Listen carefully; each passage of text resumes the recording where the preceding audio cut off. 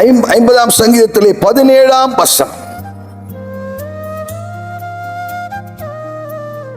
சிற்றையை நீ பகைத்து என் வார்த்தைகளை உனக்கு பின்னாக எறிந்து போடுகிறாய்.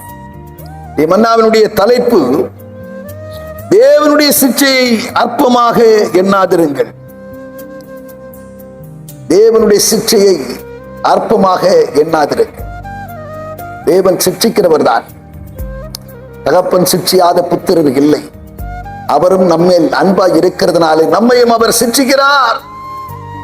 வேதம் சொல்லுகிறது, வெளிப்படுத்துற விசேஷத்திலே 3ஆம் அதிகாரம் 19ஆம் வசனம் சொல்லுகிறது, நான் நேசிக்கிறவர்கள் எவர்களோ அவர்களை கடிந்து கொண்டு சிட்சிக்கிறேன்.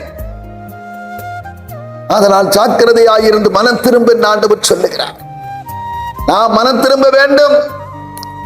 நாம் அழுக்கையும் கொடிய துர்க்குணத்தையும் ஒழித்துவிட்டு அவரிடத்தில் திரும்ப வேண்டும் என்கிறதிலே அவன் நோக்கமாக இருக்கிறதுனாலே எப்படி அவரிடத்திலே வருவதற்கு வேண்டி சில வேளைகளில் நம்மை சிட்சிக்கிறார்.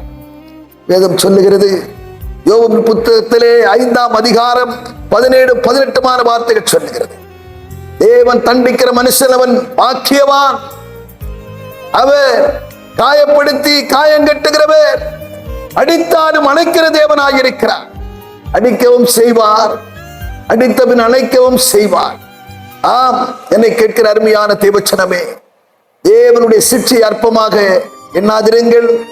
அவரால் கடிந்து கொள்ளப்படும் போது, அவரால் சிட்சிக்கப்படும் போது சோர்ந்து போகாதிருங்கள். உங்கள் நன்மைக்காகவே, உங்களுடைய பிரயோஜனத்திற்காகவே அவர் நம்மை சிட்சிக்கிறார் என்று சொல்லி எபிரேயர் 12ஆம் அதிகாரத்திலே வாசிக்கிறோம். அவருடைய பரிசுத்தத்திற்கு நாம் பங்குள்ளவர்களாக வேண்டும் என்பதற்காக, நம்முடைய பிரயோஜனத்திற்காகவே அவர் சிட்சிக்கிறார் என்று சொல்லி நாம் வேதத்திலே வாசிக்கிறோம். எனவே முறுமுறுக்காதிருங்கள். சிட்சையை நீங்கள் அற்பமாய் எண்ணாதிருங்கள். சிட்சையை ஏற்றுக்கொள்ளுங்கள். அதன் நிமித்தமாக உங்களை நீங்கள் சரிபார்த்துக் கொண்டு குற்றங்களை உணர்ந்து அவரிடத்திலே திரும்புங்கள். நிச்சயம் நீங்கள் விண்ணுலகை அடைவீர்கள் என்கிறதிலே சந்தேகமில்லை.